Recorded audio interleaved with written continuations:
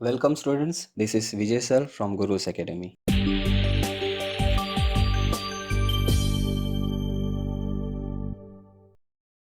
हम पढ़ रहे हैं स्पीयरमैन्स रैंक कोरिलेशन मेथड और ये सेकंड वीडियो है।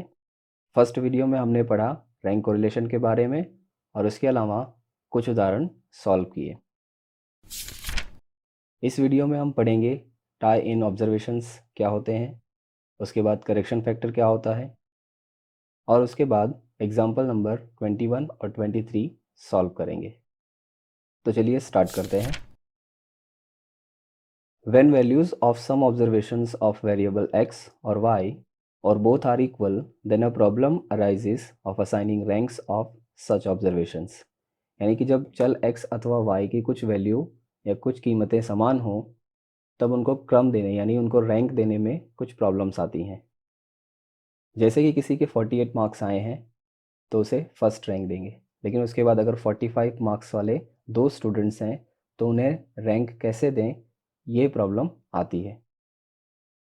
When values of observations of x or y are equal, so we say that it is a tie.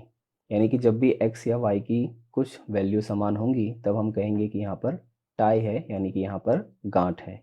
एक उदाहरण लेकर इसे और अच्छे से समझते हैं। ये रहा हमारा उदाहरण जिसमें कुछ वैल्यूज़ दी हुई हैं। इसे सबसे पहले हम डिसेंडिंग ऑर्डर में रख लेते हैं, यानी कि उतरते क्रम में। तो यहाँ पर आप देखेंगे कि 60 2 टाइम्स रिपीट हो रहा है और 42 जो है वो 3 टाइम्स रिपीट हो रहा है। सो सबसे पहले इन्हें रैंक देना है। तो सबसे बड़ी वैल्यू है 78, तो उसे फर्स्ट रैंक। उसके बाद 66, उसे सेकंड रैंक देंगे।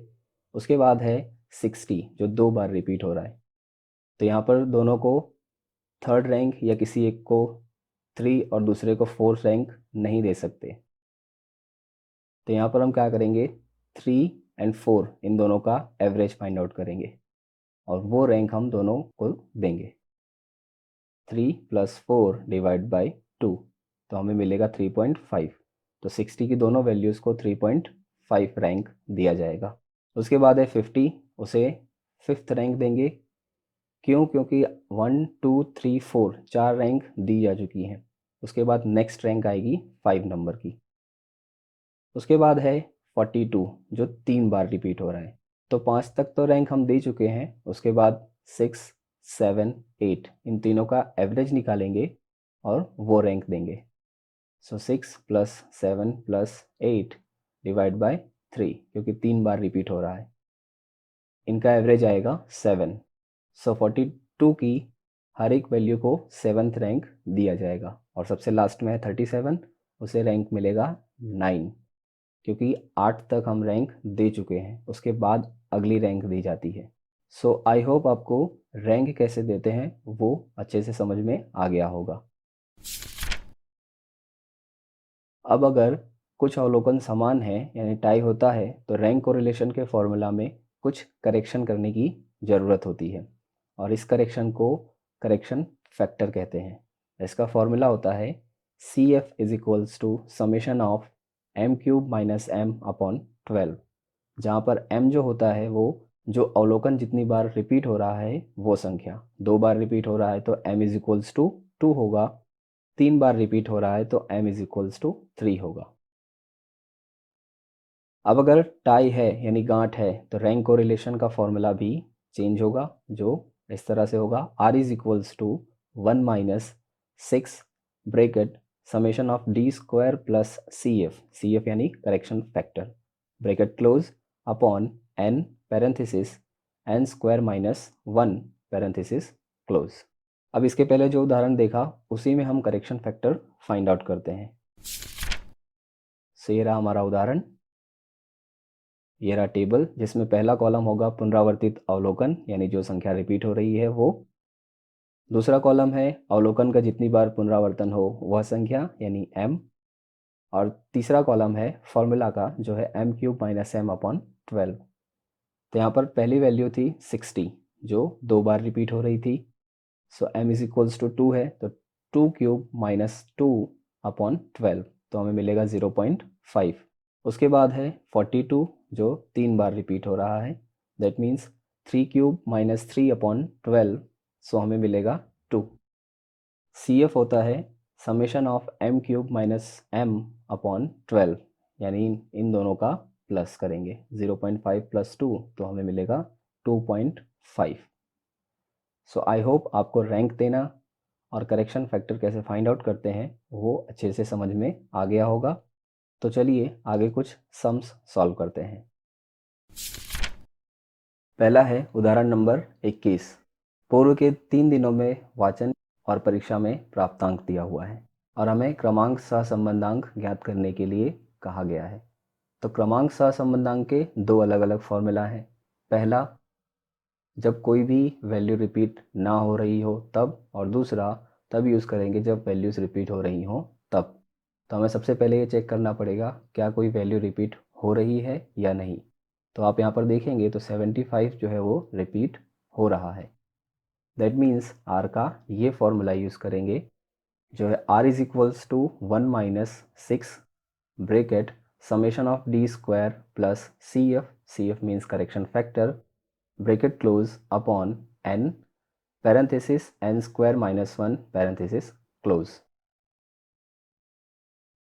जिसमें सबसे पहले summation of D square find out करना है। अब summation of D square find out करने के लिए हमें d फाइंड आउट करना पड़ेगा। d इज इक्वल्स टू होता है R X minus R Y. उसके बाद करेक्शन फैक्टर फाइंड आउट करेंगे। करेक्शन फैक्टर का फॉर्मूला है summation of m cube minus m upon 12 और n इज इक्वल्स टू हमें 7 गिवन है। सो स्टार्ट करते हैं। सो x का क्रम उसे हम आर एक्स कहेंगे, y को जो क्रम देंगे उसे आर वाई कहेंगे। उसके बाद d फाइंड आउट करेंगे, उसके बाद डी स्क्वायर फाइंड आउट करेंगे। x को रैंक देते हैं। फर्स्ट रैंक 40 को, सेकंड रैंक 38, थर्ड रैंक 36 को, फोर्थ रैंक 34 को, फिफ्थ रैंक 30 को, सिक्स्थ रैंक 28 को और सेवन्थ रैंक 25 को। उसी तरह से y को रैंक देते हैं। फर्स्ट रैंक 79 को मिलेगा। अब सेकंड रैंक पर 75 इन दोनों के बीच में टाई है। तो हम क्या करेंगे, सेकंड रैंक और थर्ड रैंक इन दोनों का एवरेज फाइंड आउट करेंगे और उसे रैंक देंगे। 2 + 3 डिवाइड बाई 2 तो हमें मिलेगा 2.5। तो हम 2.5 रैंक दोनों को देंगे।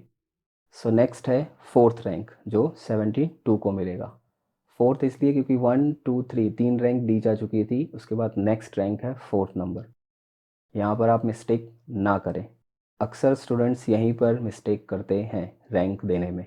उसके बाद है फिफ्थ रैंक 70 नंबर को, सिक्स्थ रैंक 68 को और सेवन्थ रैंक 65 को मिलेगी। डी फाइंड आउट करते हैं R X minus R Y. R X की फर्स्ट वैल्यू है 7, आर वाई की फर्स्ट वैल्यू है 7, 7 minus 7 that means 0। R X की सेकेंड वैल्यू है 2, आर वाई की सेकेंड वैल्यू है 2.5। 2 माइनस 2.5 करेंगे तो माइनस 0.5 मिलेगा। उसी तरह से बाकी की वैल्यूज़ फाइंड आउट करेंगे और इन सब का total that means sigma D और समेशन ऑफ डी हमेशा ज़ीरो होता है। अगर आप सम सॉल्व कर रहे हैं और आपका समेशन ऑफ डी यानी सिग्मा डी जो है वो ज़ीरो नहीं आ रहा है तो आपने कहीं ना कहीं कोई गलती की है। आप वापस से सम चेक करें। उसके बाद हम फाइंड आउट करेंगे डी स्क्वायर। सो डी की फर्स्ट वैल्यू है 0, 0 का स्क्वायर 0।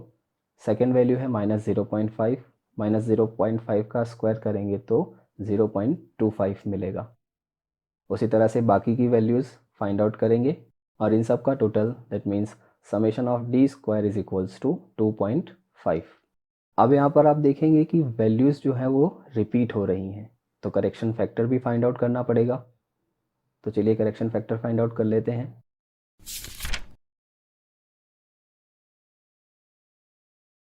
सो ये रहा टेबल। पहला कॉलम पुनरावर्तित अवलोकन, दूसरे में m जितनी बार रिपीट हो रहा हो वो, तीसरे कॉलम में फॉर्मूला जो है m cube minus m upon 12। सो यहाँ पर एक ही वैल्यू रिपीट हो रही है वो है 75, 2 टाइम्स रिपीट हो रही है। That means m is equals to 2 होगा।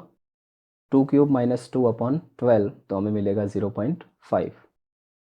करेक्शन फैक्टर क्या होता है, इन सबका टोटल एक ही वैल्यू है दैट मीन्स 0.5 ही मिलेगा। सो हमारे पास वैल्यूज़ आ चुकी हैं वो है summation of D square is equals to 2.5। Correction factor हमने फाइंड आउट किया 0.5 और n की वैल्यू 7 ऑलरेडी गिवन है।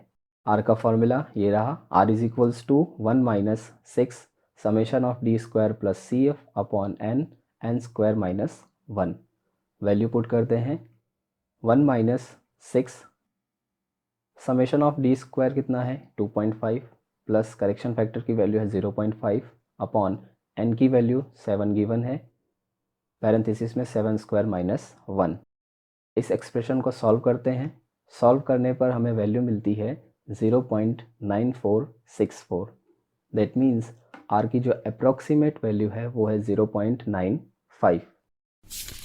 अगला है उदाहरण नंबर 23, जहाँ पर बिक्री 1000 इकाई में दी है, ये हो गया हमारा x, और लाभ लाख रुपए में दिया हुआ है, ये है y। हमें क्रमांक सहसंबंधांक ज्ञात करने के लिए कहा गया है। क्रमांक सहसंबंधांक यानी रैंक कोरिलेशन फाइंड आउट करने के लिए जब भी कहा गया हो तो हमें सबसे पहले वैल्यूज़ चेक करनी है, रिपीट हो रही है या नहीं हो रही हैं। अगर रिपीट नहीं हो रही हैं तो उसके लिए अलग फार्मूला है, और अगर वैल्यूज़ रिपीट हो रही हैं तो उसके लिए अलग फार्मूला है।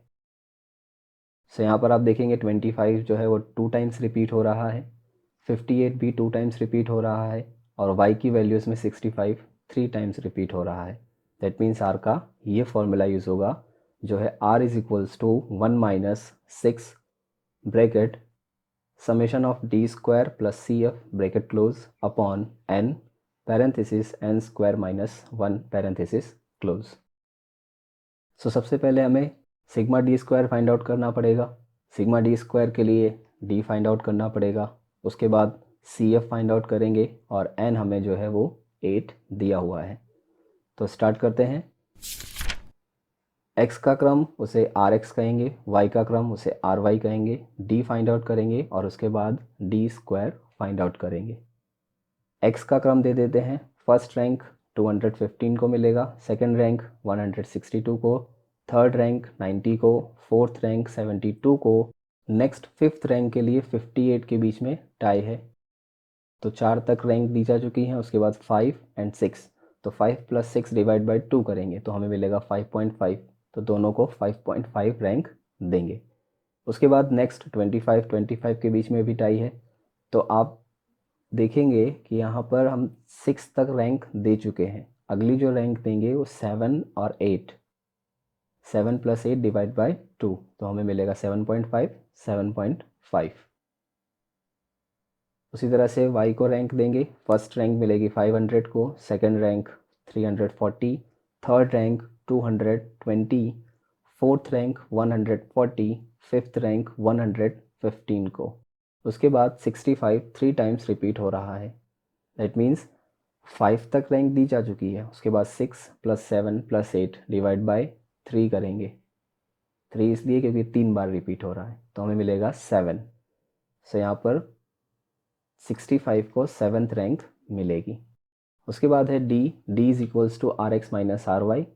आर एक्स की फर्स्ट वैल्यू है 7.5, आर वाई की फर्स्ट वैल्यू है 7, सो 7.5 माइनस 7 करेंगे तो हमें मिलेगा 0.5।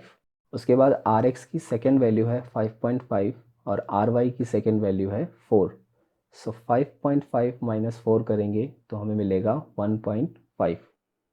इसी तरह से बाकी की वैल्यूज़ फाइंड आउट करेंगे, और इन सब का total that means sigma D हमेशा ज़ीरो मिलता है। अगर आपका टोटल ज़ीरो नहीं आ रहा है दैट मीन्स आपने कहीं ना कहीं कोई मिस्टेक की है।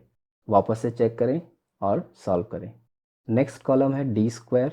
सो डी की फर्स्ट वैल्यू है 0.5, 0.5 का स्क्वायर करेंगे तो हमें मिलेगा 0.25। डी की सेकेंड वैल्यू है 1.5, 1.5 का स्क्वायर करेंगे तो हमें मिलेगा 2.25। इसी तरह से बाकी की वैल्यूज़ फाइंड आउट करेंगे, और इन सब का टोटल यानी कि sigma D square is equals to 6 मिलेगा।